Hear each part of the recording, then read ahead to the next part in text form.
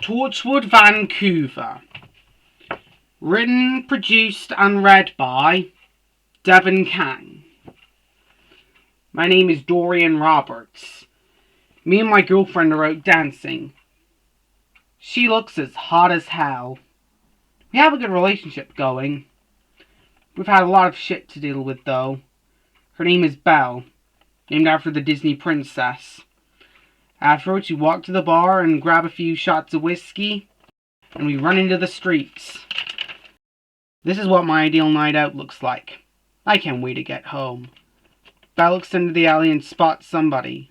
Or something. She's eager to explore. She's definitely drunk. What are you going to find, a rat? Come on, babe! We walk into the alley. It's so long and dark. When we reach the end, we see a mutant. It's so ugly, I whisper. So why do you want to explore an alley? Belle replies with, because I saw that thing! It's a good costume! I go in front. The mutant walks up to us. He looks so inhuman, I say. All of a sudden, a door opens. We walk through out of curiosity, and the mutant traps us. We bang on the door until this woman shouts, it's of no use. Besides, you're only two humans. I go towards her and exclaim, and who are you? She walks up to me. You're a fine specimen. My boyfriend is not a specimen. Belle confronts her eye to eye. Ooh, feisty. You'll do just fine. She's flirtatious, I'll give her that. She asks the mutant to take us to what looks like a prison block. A few other humans are there too.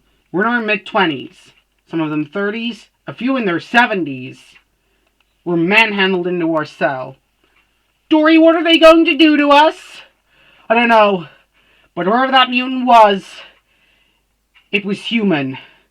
It had human eyes. It used to be human, a voice yelled. He peeks through the window. I'm Sam Nevis, tech engineer. I'm Dorian and this is my girlfriend Belle. Can you tell us what's happening? Belle asks. That woman. The woman who took you in. She's conducting weird experiments. My friend was taken away and he hasn't been returned, Sam explained. We have to find a way to escape, I say. Anyone got a knife? Oh, Belle, your love of movies never ceases to amaze me. Where are we going to find that, I tell her. I've been trying to get that mutant to let us out, but it won't listen. That woman follows it like she's its owner. So, how do you turn a pet against its owner? Belle wondered. Like a dog, I guess. Offer treats, I reply. What, are we going to say good girl? Belle, don't be sarcastic, I snap. Look, you two, Nevis interrupts. We offer it jewelry. Well, it looks like I'm going to sacrifice this fob watch, I say. Besides, it's broken. I take my watch off and I wait for it to come. The woman's coming back and she's got the mutant with her. If any more of you measly humans... Now's my chance. But the woman says, oh, shut up, human! Just come with me! The sooner I get off this planet, the better! She's walking off right now. She leaves the cell block and going back into another part of the warehouse, I expect. While she's gone, we take our chances. The other prisoners are banging on the doors, yelling, what about us? I have a young son and a wife! We all unlock the cells one by one and the humans run out like a stampede. Me and Belle join them. Everyone's making for the exit. Nevis is still back there, though. He's walking back as he wants to see the woman. I call Belle over because I'm curious about what he's doing. Belle runs back to me. This is our chance! I don't think Nevis is all he seems. We hang back as we see Nevis walking in the same direction as the woman. He's looking at a load of tubes and they're all misty as he's looking into it like it's some kind of Sherlock episode. We hear him mutter, whatever's that woman doing to you? It's not Zygon or Grask. What's he doing? Belle whispers. Hey! I call. For God's sake! Sam whispers as he turns around. I thought you two had gone! You're not all you seem! What's a Zygon and what's a Grask? My interrogation mode is on. Unfriendly faces, he replies. We're gonna need more than that, Belle says, arms folded. Neither of you can know, replies Sam. Why not? Now Belle's carrying out an interrogation. Taken over. And how do you know about the woman's experiments? I continue. Were you spying for her? Belle chips in. Okay. I'm not a tech engineer. I'm an operative. For the Canadian government? No! I operate for a special secret organization. Me and my partner were investigating disappearances. Isn't that a police matter? I ask. A policeman disappeared, Sam adds. Couldn't they send another policeman? I continue. No. They went to me next. Not that they like who I work for. Sam continues to examine the pods. We look into the pods and a hand touches the glass. Oh my God. Belle says slowly. How many are there? She continues with. An awful lot. But what scares me is what that woman's going to do if she unleashes them onto the world. Sam continues to walk through. We follow as Belle holds my hand tightly. That was some show you put on! That's the woman's voice. We try and find her, but she walks in front of us. I knew there was something off about you. How do you like the little experiment I've been conducting? Oh, you can't reach for your gun, can you? Aw, what a shame. She is so smooth and chilled when she talks. But she's cold. That's how I describe her anyway. Wherever you are, this stops now, I protest. Who am I? Oh, don't pretend you don't remember me. I mean, it's obvious. The experiment, the mutant. I don't remember you, I tell her. Oh, Doctor, stop playing games with me. Doctor? I'm a doctor. Belle steps forward. Doctor? Oh, I never thought you'd be a woman. What? Well, allow me to remind you. I'm the Ronnie, one of your greatest enemies. She's not the doctor you're on about, Sam tells her. You mean the doctor's not here? What's going on? Belle and I are so confused. The doctor is a time traveler who regularly shows up to Earth. Time travel? Sorry, is everyone high? Belle finds moments of humor even in the most intense of times. No. Well, that was cold, Sam. 3 strangers? Well, I can't let my experiments die now, can I? Not since I escaped the Time War. The Ronnie raises up a device thing. Guys, run! Sam, me, and Belle split up as she fires a laser beam thing that hits the tank and it explodes. The mutant thing falls out. Ah! The Ronnie screams like a teenager. None of you can hide from my army of mutants!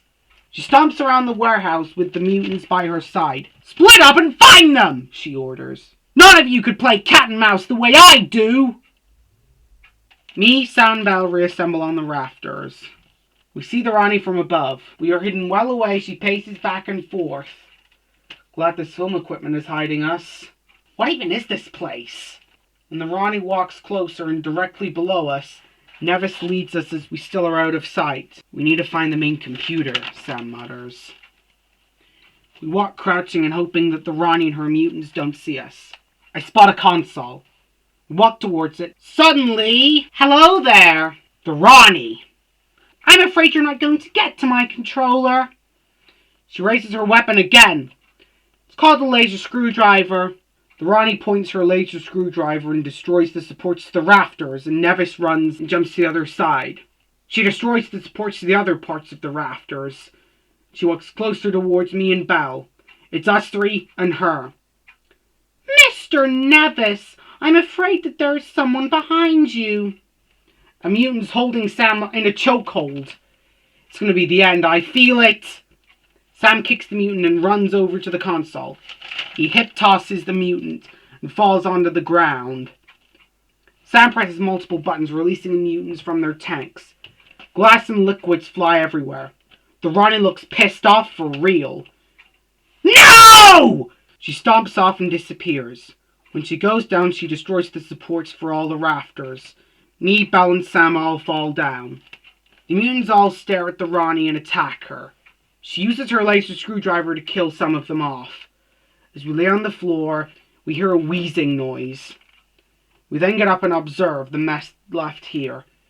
We see glass and liquid everywhere and dead bodies of mutants. Nevis looks shattered. We approach him and he looks at us. Go, he says. Look, we saved each other's asses. We deserve to know everything, I tell him. My job is dangerous. You don't even want to know what I am. Look, just tell us, snaps Belle. Okay, what I'm about to tell you is not to be shared with anybody. And I mean it. Not on your social media, not with friends, not even with family. Sam's job might just as well be not worth asking about. I work for an organization called Torchwood. We hunt down aliens and we deal with anything that's a threat to Earth. Alien hunters? I guess, yes. And I came to the alley to investigate disappearances in the local area. Aren't guns banned in Canada? Belle's got a point. Torchwood is special like that. We're beyond the government and all the police. And I might have to make you forget that you ever saw me or this. I don't want to, I defiantly tell him. What Torchwood does is dangerous. You're going to lose your lives if you join me. I'd rather leave you right here, right now. Sam! I raise my voice. We both owe each other a debt. We saved each other, as I've already said. Sam sighed. If me and Belle make a decision, we'll meet here tomorrow. I walk out and Belle follows me. As we walk into the back alley, Belle looks pissed. What about me? She asks. Can we talk when we get back? Sam said not to make Torchwood public. Later on we get back. Belle shuts the door and it's now 11 p.m. Belle shuts the door and it's 11 p.m. And we're both tired as hell. Do you want me to die? Belle starts asking. I've got a job, and do I want to join an alien CSI? Do you? I ask. No! She snaps. I get enough with my job already, and I don't need Torchwood to add to my stress. I won't accept it then.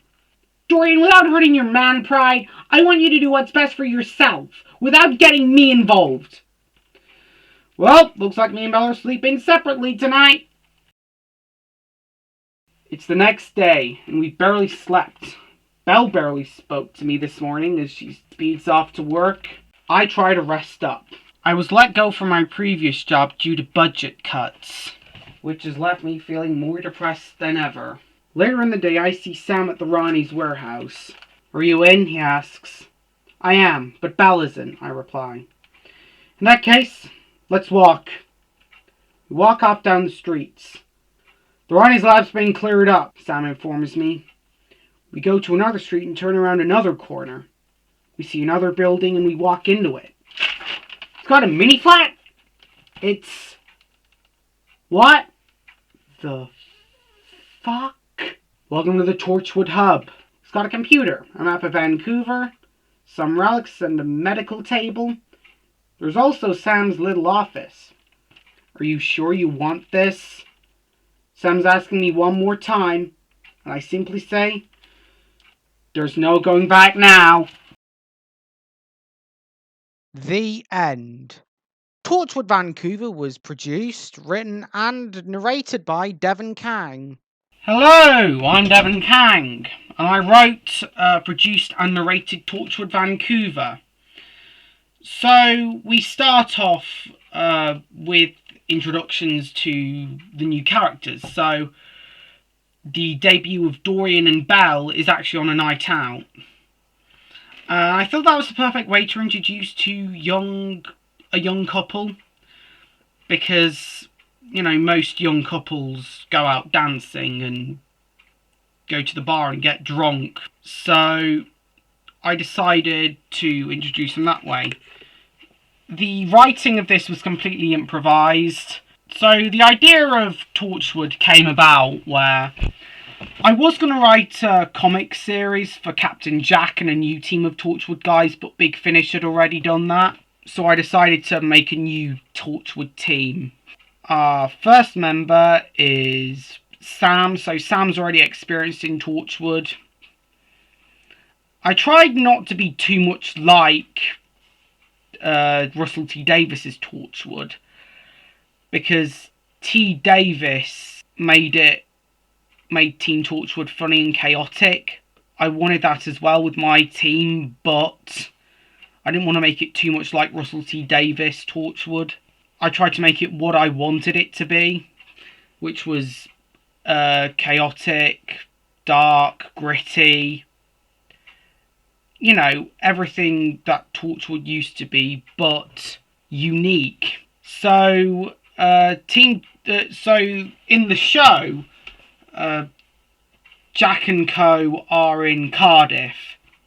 This time I decided to go to Vancouver because both cities are on the west coast of Canada, and I decided, let's try a Torchwood team elsewhere. And I based some of the crew on what I do with my stories is I imagine a cast, and I base their characters to suit their roles. So Sam I've based on Hayden Christensen.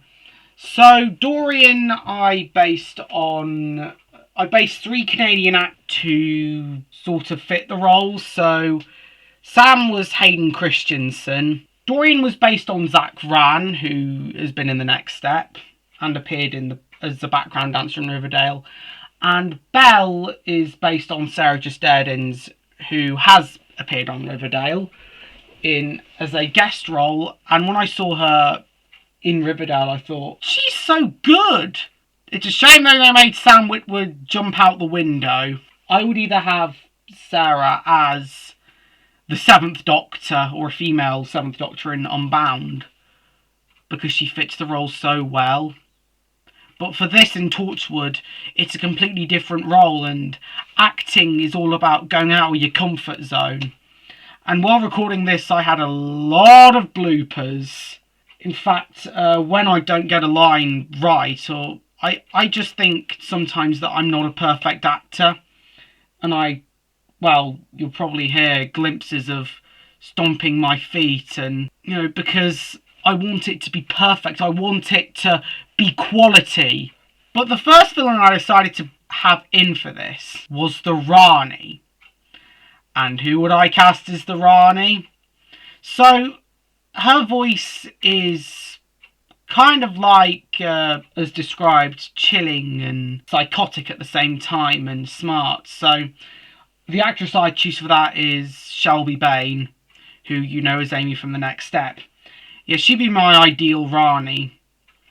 Because she has those qualities of an actress. That slow voice that could psychotically kill someone. But I'm gonna spare you. And as for this story, the Rani's up to her old tricks. And I decided to just have her alter human cells. It was actually an idea that I had. I used to roleplay Doctor Who and do all these voices. And as for... I originally had a story with the Rani and the Master teaming up, but that's already happened. So I wanted it to be something new, something... the Rani is experimenting with humans for some odd reason. I've already planned out the next few episodes, and this series is going to really see what it's like to work for Torchwood as someone who's recently joined. I hope you enjoy the next few seasons. I apologise if my acting's awful. I know that I'm not a good actor. I know that I can't write. I can't even spell anything properly. I can't write clearly. It's just I'm just not that good. But I hope you do stay and enjoy some of the stories that I've got planned.